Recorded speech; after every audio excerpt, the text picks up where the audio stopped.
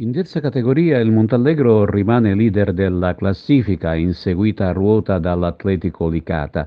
Finisce in parità il match clou di Burgio con l'Eraclea, mentre il Campobello supera il grintoso Ioppolo per 2-1.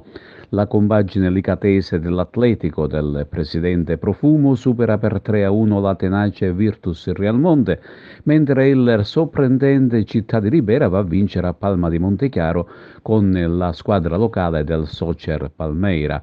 Infine il Vis Ribera si aggiudica il derby con il Real Unione per 4-2.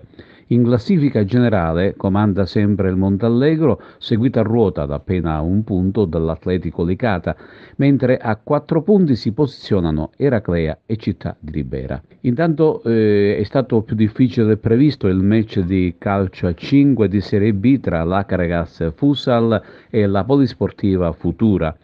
La posizione non certo ottimale della compagine calabra faceva presagire un facile successo, invece così non è stato. La gara è stata combattuta e c'è voluto il solito Nino Cascino per scardinare la difesa ospite e spingere la squadra verso la vittoria.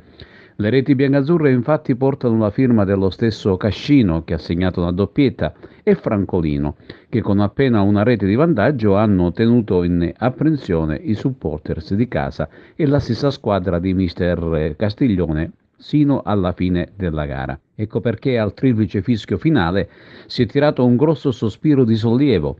Con questa vittoria l'Acragas Futsal raggiunge l'ottavo posto a quota 16 punti e a debita distanza dalla zona calda. Sabato prossimo si va a giocare a Reggio Calabria contro la locale Cataforio, terza forza del campionato, che nella gara di andata causò la prima sconfitta stagionale interna.